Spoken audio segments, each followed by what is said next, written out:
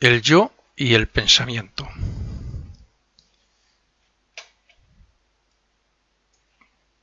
Tenemos hoy la conciencia tan apegada a todo lo que nos rodea en ese mundo físico que no nos damos cuenta de cómo funciona nuestro aspecto interno. Todo es tan automático que nos cuesta pensar antes de actuar o de expresarnos.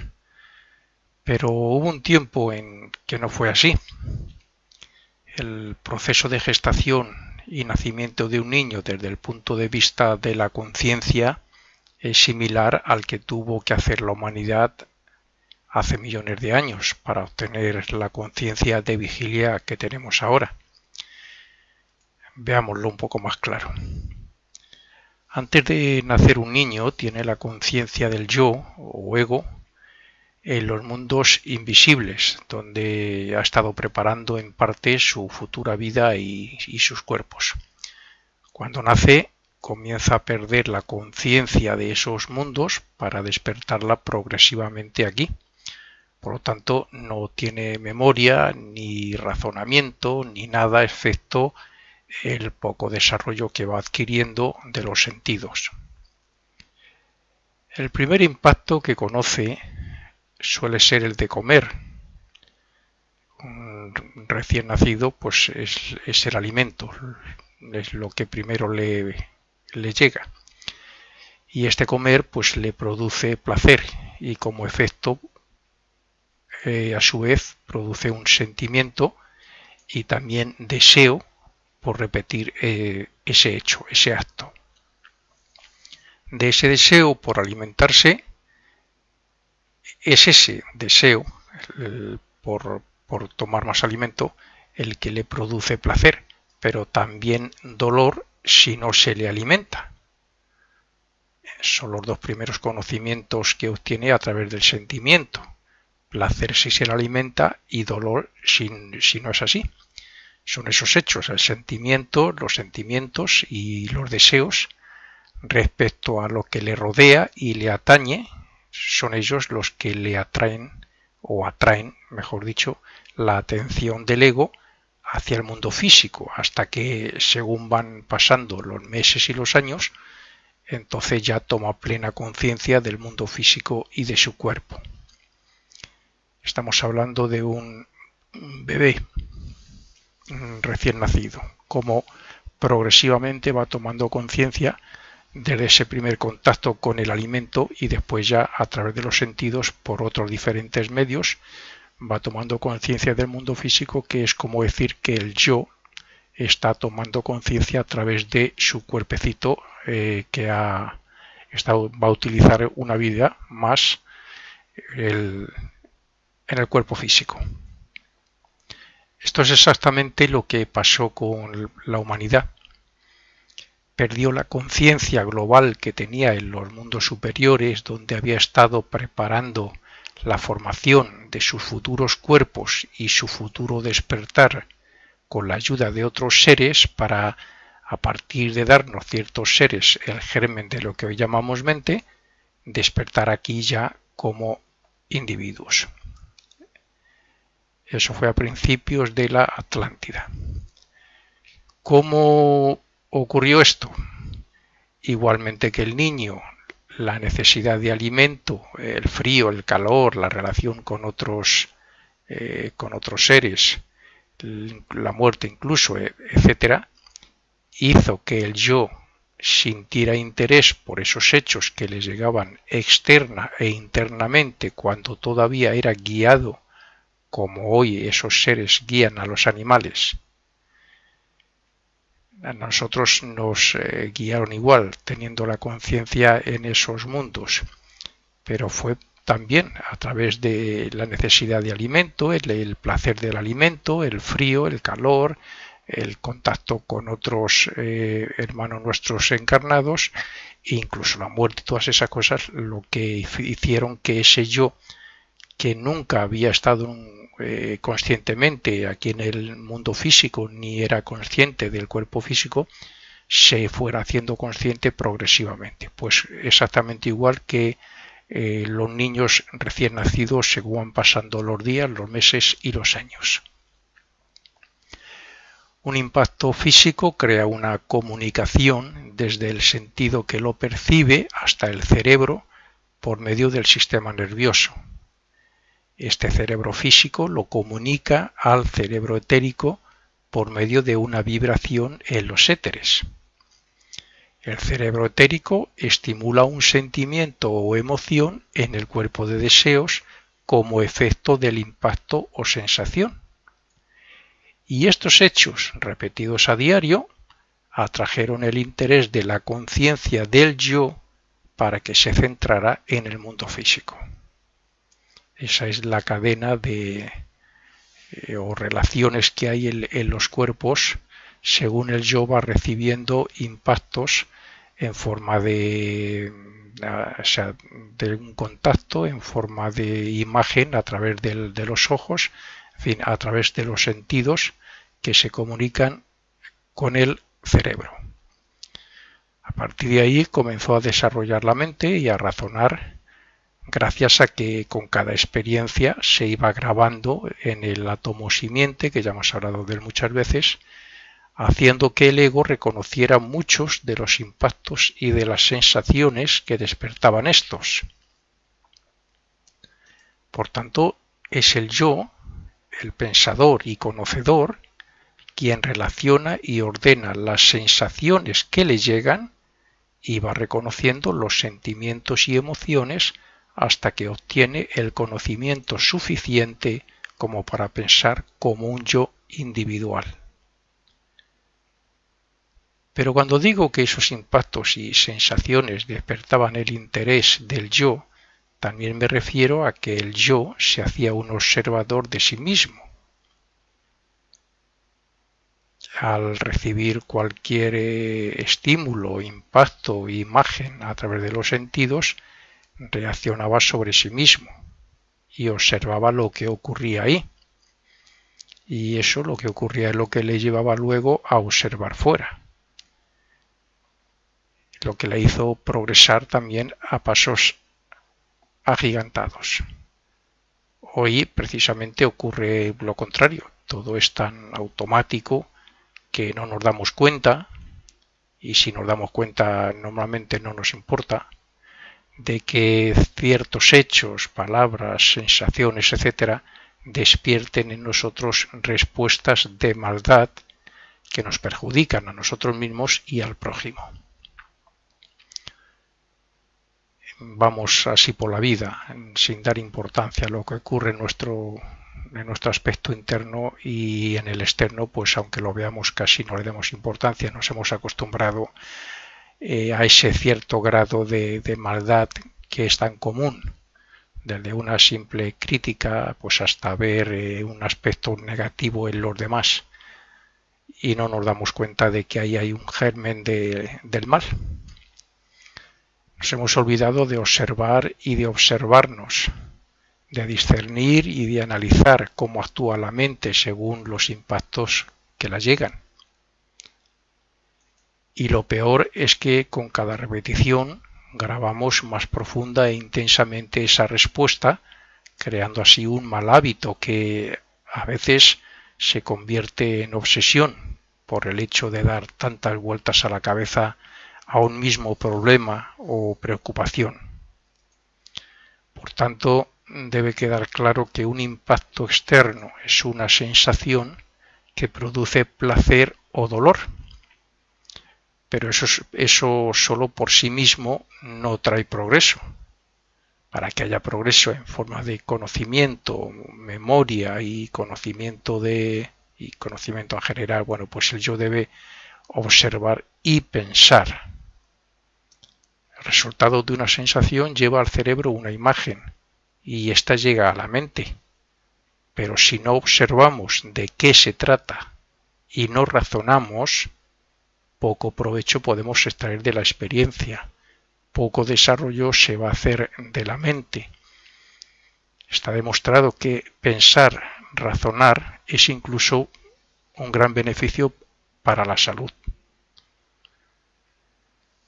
Hay quien sigue creyendo que él mismo es el fruto de todo lo que le ha ocurrido desde que nace y lo que le ha influenciado mentalmente en este mundo que ya existía en el momento de su nacimiento. Hasta cierto punto es cierto que las influencias y la educación que ha recibido tiene un gran grado en lo que sea él, ¿no? En lo que se ha convertido o se ha formado. Una influencia muy importante, pero no es del todo así. Pensar eso es como decir que su yo y su existencia depende totalmente de su entorno. O sea, que los niños nacidos de unos mismos padres, con una misma educación y con un medio ambiente similar donde crezcan, dicha infancia les debería de hacer iguales si eso fuera cierto. Por lo tanto, no es la circunstancia desde que nacemos hasta ahora lo que nos ha hecho así. Hay un yo, hay una voluntad, hay un libre albedrío, hay una mente para razonar, hay un aspecto observador, hay una atención que se puede prestar para unas cosas o para otras no. Entonces no somos el resultado de lo que nos afecta solamente, porque ya además traemos otras cosas. Todos sabemos que incluso los gemelos, criados por sus padres en un mismo hogar y con una misma enseñanza y educación, traen algo en su naturaleza o en su carácter que les diferencia. Es decir, que no pensar no tienen por qué ser físicas, aunque fueran exactamente igual físicamente. Las experiencias de su yo en sus anteriores vidas les diferenciará. Uno habrá desarrollado ciertas virtudes, ciertas cualidades y otros no. U otros habrán desarrollado otras que los otros no. Y esto es así porque el yo reencarnante, el pensador, trae como naturaleza propia el resultado o quinta esencia de sus anteriores vidas, con sus variadas y diferentes experiencias en comparación con otros yoes. En base a todo ese pasado, cada yo autoconsciente de sí mismo tiene su propio concepto, así como del entorno donde haya renacido. Así, a un ego muy desarrollado le costará mucho hacer daño al prójimo, mientras que a otro le será muy fácil hacerlo y no lo contrario. Y es que después de cada muerte física debemos hacernos responsables de todo el mal cometido contra el prójimo, incluso con el pensamiento. De esta forma, la conciencia de ese yo se hace más individual y poderosa y eleva su naturaleza interna, que aquí llamamos carácter. Esos dos gemelos que decíamos tendrán la misma educación, la misma enseñanza y se parecerán en ciertas cosas, pero en su aspecto interno siempre mostrarán su naturaleza propia de acuerdo a sus anteriores vidas, a los resultados de sus anteriores vidas. Y no han podido ser las mismas en esos dos yoes, que ahora son gemelos. Si pudiésemos reunir a toda una raza de animales para preguntarles que quiénes son, no obtendríamos respuesta, porque no tienen autoconciencia como individuos separados unos de otros, sino que su conciencia es grupal. La conciencia, lo que llamamos conciencia en nosotros, en una raza de animales, vamos a suponer una raza concreta de perros, es una conciencia que concierne, que agrupa a todas las conciencias relacionadas con cada perro de esa misma raza. Pero la conciencia de lo que, refiriendo a lo que nosotros entendemos por conciencia, en realidad está en el espíritu grupo que les guía a todos. Esa especie de esa raza concreta tiene una conciencia grupal, compuesta de cada uno de ellos, pero que es grupal, es global, y es el espíritu grupo el que les guía, y de acuerdo a esa conciencia y la evolución de ese espíritu grupo, así se comportan todos iguales, hacen las mismas cosas, un perro o un gato, me da igual. En nosotros no, el yo, sean gemelos, sean mellizos, seamos quienes seamos unos con otros, estemos muy juntos, muy separados, siempre traemos una naturaleza individual, por todo, como resultado de todas las vidas que hemos estado aquí en la Tierra. Por otro lado, tampoco estos animales tampoco podrían razonar lo dicho aquí, porque tampoco tienen mente para discernir, como sabemos. Si preguntáramos lo mismo a una persona totalmente anestesiada o dormida, tampoco obtendríamos respuesta, porque su yo no se encuentra dentro del cuerpo físico, no está en contacto con el cerebro directamente, como cuando está despierta, y no está conectado ni con su mente, ni con el cerebro, ni con el sentido del oído, tampoco, o sea, ni nos escucharía lo que le preguntáramos. En el caso de los animales no pueden responder porque no han obtenido la conciencia del yo, o sea, no son conscientes de sí mismos. En el caso de las personas no pueden respondernos porque no están dentro del cuerpo físico, ni conectados al cerebro ni a los sentidos, aunque tengan conciencia de sí mismos, que sí la tienen cuando están despiertos o cuando estamos despiertos. Las plantas nacen, crecen y mueren, pero no sienten ni tienen sentidos como los animales. Los animales tienen cerebro, sistema nervioso y sentidos como nosotros, pero no tienen desarrollado ese yo que les hace conscientes de sí mismo y del mundo físico y que hace sentirnos individuales y con conciencia y voluntad propia. ¿Por qué hay estas diferencias? Pues porque el hombre comenzó su evolución antes que esos reinos y porque aunque nuestra vida proceda de la misma fuente que la suya, y aunque hayamos pasado por estados de conciencia similares a las de ellos, nosotros estamos destinados a ser humanos, fuimos destinados, ahora ya lo somos, a ser humanos autoconscientes de este mundo y de nuestro cuerpo físico. Y ellos, sin embargo, todavía no están predestinados, como es lógico también, pero todavía no lo son. En los próximos periodos lo alcanzarán. Si preguntamos a una persona que si existe, nunca podrá negarlo, porque es consciente de sí mismo y porque piensa. De hecho, Descartes tuvo que ver una relación entre la conciencia de sí mismo como yo con el hecho de pensar, cuando dijo aquello de pienso, luego existo. Pero lo cierto es que para pensar tiene que haber un yo o conciencia con voluntad propia que se reconozca a sí mismo como individuo. De acuerdo con esto, la mayoría piensa que es la mente o incluso la voluntad. Pero lo cierto es que, aunque estos dos aspectos pueden formar parte de él y de sus expresiones, el yo es algo más que la voluntad y la mente. Cuando dormimos y el yo está fuera del cuerpo físico, es como si la persona no existiera.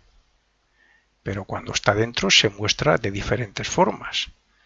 Cuando está fuera digo que es como si no existiera porque el yo no está dentro y al no estar dentro ese cuerpo no puede responder por mucho que le digamos ni se levantará, ni se moverá, ni abrirá los ojos ni nada, aunque esté vivo. Pero como digo, cuando está dentro entonces se puede mostrar de diferentes formas, como por ejemplo por medio de la voluntad, por medio del sentimiento, del sentir y por medio del conocimiento que obtuvo y obtiene a partir de reconocerse como un yo separado de todo lo que le rodea. Así es que el yo autoconsciente piensa, siente, tiene emociones y ama y se expresa por medio de la acción voluntaria y de la palabra. El yo no puede decir que es un perro o una mesa, porque sabe que él no puede sentir ni pensar, ni expresarse por medio de ellas, y por eso para él el perro y la mesa pues son algo así como un no yo, es algo ajeno a él, al yo.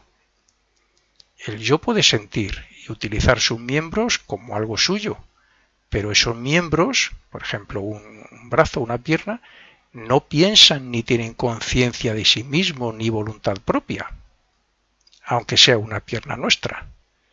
Por tanto, también se pueden considerar no yo. El cuerpo físico es un no yo, porque el cuerpo físico no soy yo, es un vehículo que estoy utilizando. Ni siquiera el cerebro puede ser autoconsciente de sí mismo ni tener voluntad, porque no es el yo. El cerebro existe cuando dormimos, pero no expresa nada a través de los sentidos. ¿Por qué? Pues porque no está el yo dentro del cuerpo. Y como no está el yo, por tanto el cerebro tampoco es el yo. Ni la mente tampoco puede ser el yo, porque el yo solo demuestra su voluntad y su autoconsciencia cuando la gobierna, haciendo que piense o que no piense cuando él y como él quiera. Así es que no nos queda más remedio que admitir que el yo está por encima de la mente y que a través de ella puede controlar todo lo demás, siempre que esté dentro del cuerpo físico y conectado a su cerebro.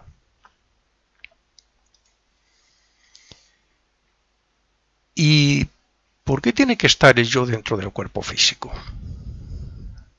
Pues para ser consciente, porque si no tiene conciencia de su cuerpo y de lo que le rodea, no puede reconocer ni responder. La conciencia se obtiene a través de la relación que hay entre el yo y lo que le rodea. Es decir, si lo que consideramos no yo le afecta al yo, éste nunca conocerá a ese no yo. Y nunca será afectado por él. Por tanto, al no poder diferenciarse de ese no yo, no obtiene la conciencia de sí mismo. Cuando se diferencia y nota esa diferencia entre algo extraño o no yo, que se diferencia del yo, es cuando comienza a reconocer que hay una relación entre el no yo y el yo. Y es gracias a esa relación como el yo comienza a pensar y a darse cuenta de que adquiere una posición de observador y de conocedor. Cuando el yo, al principio, cuando se le dio el germen de la mente y comenzó a utilizarla y, como he dicho, a tomar conciencia del mundo físico, según los impactos que recibía, le hacía autoobservarse, observar primero en el interior qué ocurría, y así fue despertando, o sea, desarrollando ese germen de la mente, y se fue dando cuenta de que había cosas que no era él, había cosas extrañas que él no las vivía como yo. Y al ver que había algo que era no yo, comprendió que hay una relación y una distancia, por decirlo así, también una diferencia entre el yo y el no yo. Y eso fue una de las cosas, quizás la principal, que hizo que el yo comenzara a pensar, a desarrollar la mente. Así nació la mente junto a la autoconsciencia. Y por eso la mayoría de las personas creen que la mente es el yo o conocedor. Creen que el objeto es no yo, es el no yo conocible. y que el resultado de esa relación es el conocimiento. A través de la relación del yo con lo ajeno a él, con eso que estamos diciendo que es no yo, gracias a esa relación se obtiene el conocimiento. Y gracias a esa relación que trae conocimiento, el yo comienza a desarrollar y a utilizar lo que hoy llamamos mente. Estoy hablando, como he dicho antes, de principios de la época Atlante. En cierto modo es así porque conocemos gracias a la mente, que es el foco a través del cual el yo se manifiesta e impresiona al cerebro. Pero, como he dicho, el conocedor y observador verdadero es el yo, que es quien gobierna a la mente, o al menos debe gobernar a la mente, y quien se lleva el fruto de las experiencias después de cada vida, y quien también trae cierto carácter, como he dicho antes, tendencias o naturaleza personal, después de nacer en un cuerpo físico. La autoconsciencia como yo se fue creando hace millones de años, como he dicho antes, a la misma vez que se desarrollaba la mente por el siguiente proceso. Primero, los impactos del mundo externo o no yo atraían la atención del yo. Segundo, esos impactos e imágenes se reflejaban en el germen de la mente o mente naciente, haciendo una función similar a la imaginación. Tercero y último, la atención del yo y esa imaginación o esa visualización de lo que le llegaba hicieron que los objetos del mundo externo se reflejaran cada vez más en la mente, gracias al desarrollo creciente del cerebro y del sistema nervioso, o sea, gracias al cerebro y a los sentidos. Y es así como el yo ve, oye, siente y se ha hecho consciente de que es un individuo separado de todo lo demás y de su cuerpo físico. Y es así también como se ha convertido en el conocedor de todo lo que le llega a través de los sentidos y en el aspecto interno, y también se ha convertido en ese observador de cuanto le ocurre y le rodea. Por consiguiente, el yo no ve por los ojos, ni oye por los oídos, ni siente por el contacto, ni conoce por el cerebro, sino que lo hace todo por medio de la información que le llega gracias al sistema nervioso, al cerebro y a la mente, sin la cual no le llegaría nada. El cerebro es el vehículo, podríamos decir, es el vehículo de la mente. Sin el cerebro no hay información que llegue a la mente y sin la mente no hay información que llegue al yo. Pero esa información se produce por medio de vibraciones e impulsos que relacionan la energía con las neuronas. El yo ve las imágenes que captan los ojos gracias a las vibraciones que comunican el cerebro con la mente, por lo que se puede afirmar que si el cerebro o la mente fallan, el yo no obtiene conocimiento ni es consciente de lo que ocurre en el exterior.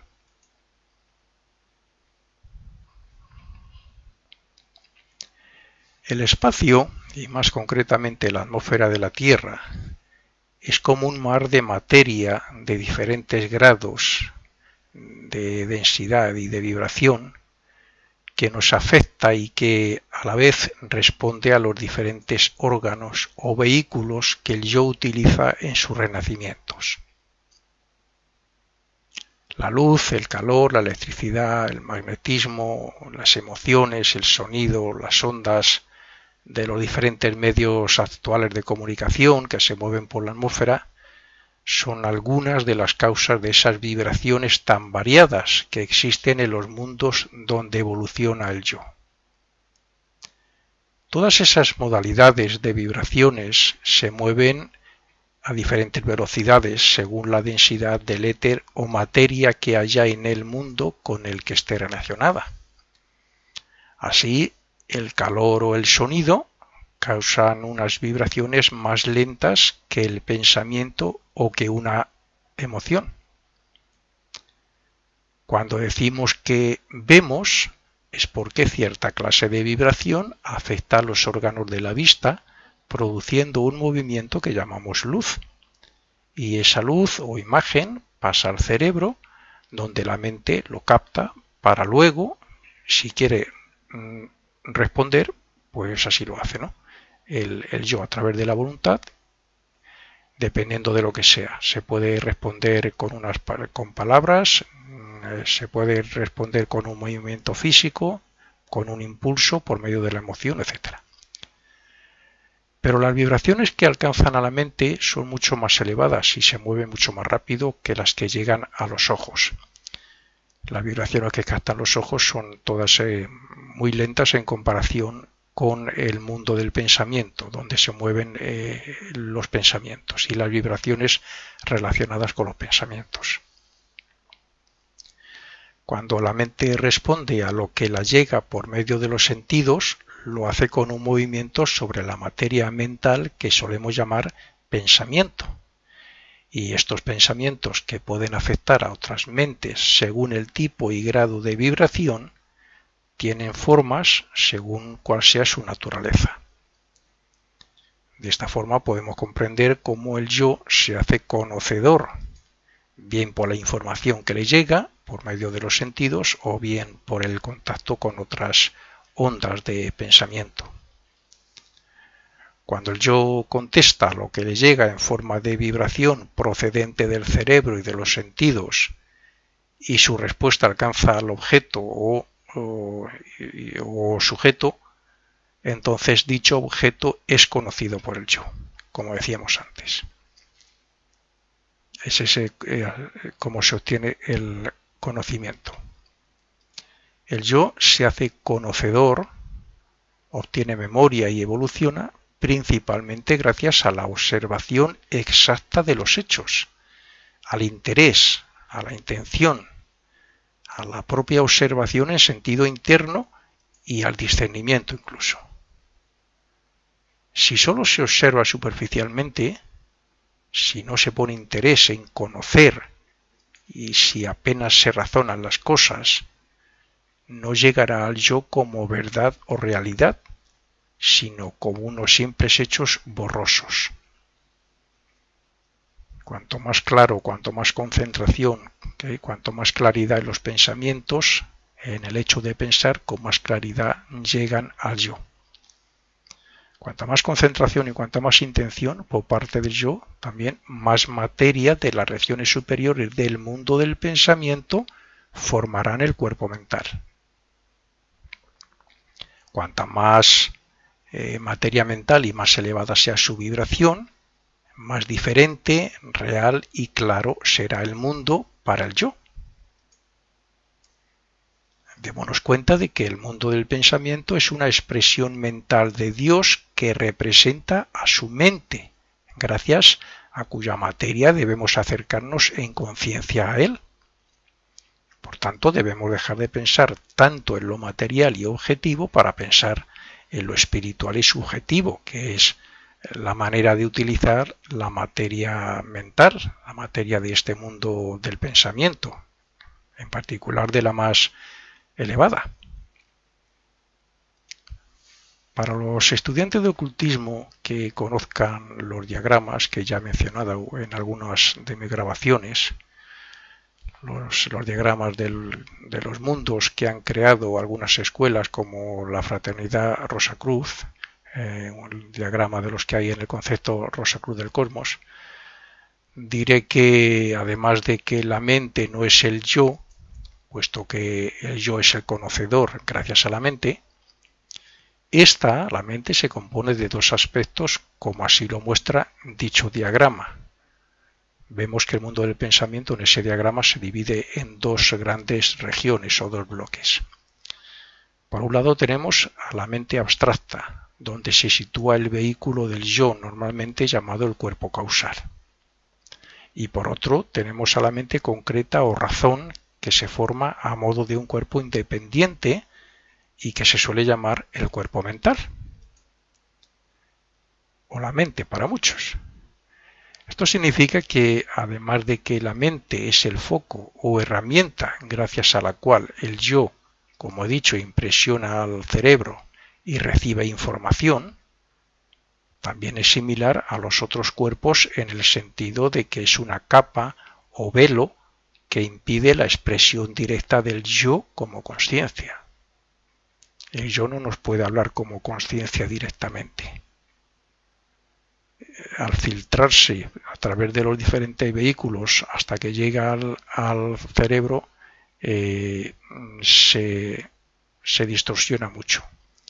Y lo mismo que ocurre respecto a lo que nos ocurre aquí alrededor y llega a él. Sobre todo cuando estamos dominados por las cosas que ocurren a nuestro alrededor, por los placeres, por la vida esta activa y ociosa que tenemos muchos.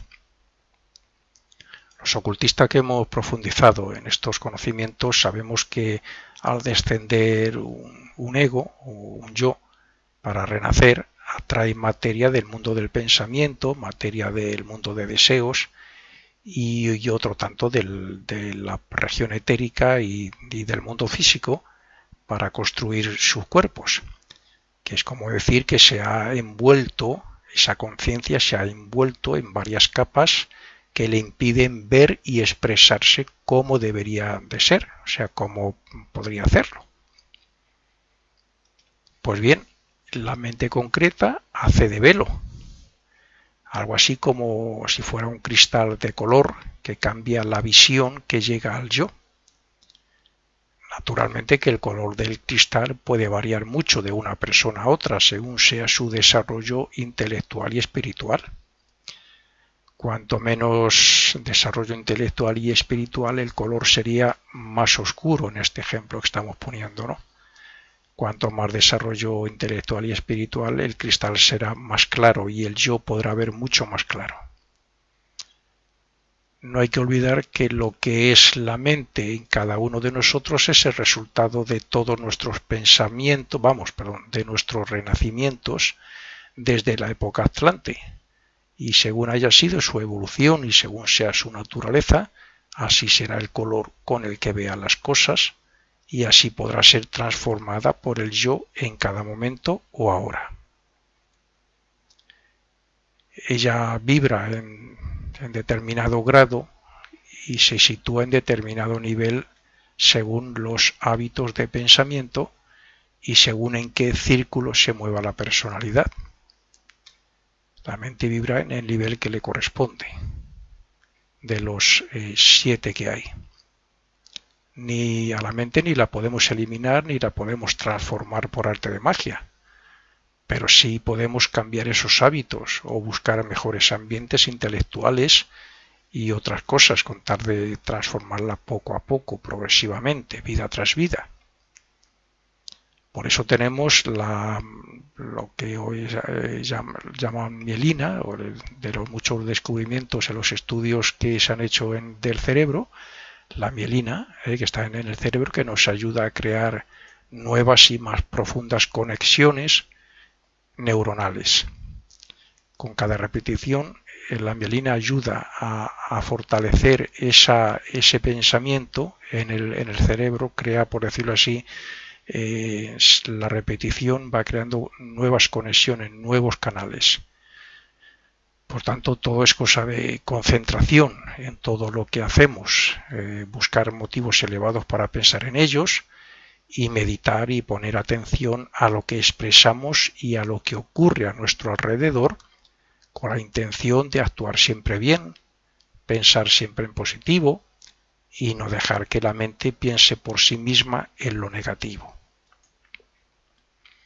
Si todo fuera así, todas nuestras conexiones neuronales serían muy buenas y el resultado sería desarrollo de la mente y claridad para el yo en relación a lo que le llega de aquí, del mundo físico. Cuando el yo crea un pensamiento, aparece una vibración en el cuerpo mental en el nivel que corresponda, según la naturaleza del pensamiento, claro.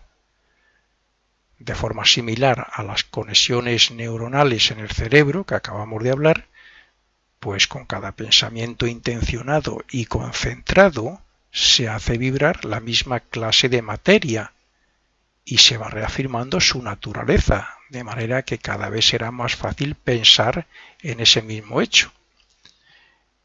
Es decir, se crea un hábito. Además de la vibración, cada pensamiento crea una forma mental independiente llena de fuerza y vitalidad que suele ser utilizada como vehículo por una clase o por cierta clase de elementales. Estos elementales, espíritus elementales, no solo alcanzarán a las mentes de otros, sino que también estimularán los cuerpos de deseo, los cuerpos emocionales de cualquier otra persona cercana y que esté en sintonía con la vibración del pensamiento. Los pensamientos originan sentimientos o emociones, pero también éstas originan pensamientos. Y tanto en un sentido como en otro se puede pasar a la acción como respuesta. Otra cosa es que la acción sea razonada o no. Lo que hay que tener claro es que los pensamientos elevados estimulan sentimientos y deseos en la materia más sutil, más elevada del cuerpo de deseos, lo que también es un impulso para hacer el bien. Respecto a la influencia de nuestros pensamientos sobre los mundos, es evidente que los pensamientos fríos, matemáticos o filosóficos afectarán a la región concreta del mundo del pensamiento, aunque sea lo más elevado de esa región concreta. Los más elevados en sentido de amor y espiritualidad, por el contrario, afectarán más a la región abstracta de ese mismo mundo y al mundo del espíritu de vida incluso, que es el que está por encima del mundo del pensamiento. Pero los pensamientos groseros, materialistas, egoístas, etc., afectarán a las regiones inferiores del mundo emocional, haciendo así un mal a la humanidad y a las personas que estén en sintonía con esos pensamientos en particular. Para los que no están familiarizados con la filosofía oculta, que dudan de esta influencia de los pensamientos, diré que el sonido de un instrumento o un diapasón puede causar el mismo sonido en otro que esté al lado, sin que estén en contacto. Asimismo, un cable grueso cargado de mucha electricidad puede cargar a otro más fino que haya también junto a él, sin entrar en contacto. Pues algo así ocurre en el mundo de la mente y gracias a la ley de atracción. Cuando se envía un pensamiento a alguien y éste se encuentra con que la persona está en un estado pasivo o tiene vibraciones similares en su cuerpo mental, le influirá rápidamente e intentará despertar vibraciones similares en él. Pero si la persona está muy centrada en algo o preocupada por algo en lo que necesita pensar, entonces este pensamiento se quedará merodeando alrededor de esa persona, esperando una oportunidad para afectarle, para influenciarle. Cuando una persona crea un pensamiento y no va dirigido a nadie en particular, sino que trata sobre sus asuntos o sobre cualquier otra cosa cercana a él, el pensamiento se quedará junto a su creador para intentar fortalecerse, haciendo que el pensador cree o forme más pensamientos similares. Y cuando esto se repite muchas veces, se crean los hábitos de pensamiento, las autosugestiones y las obsesiones, que muchos piensan que son pensamientos extraños que les obsesionan, cuando en realidad su origen está en ellos mismos. Y con esto llegamos al fin de la primera parte.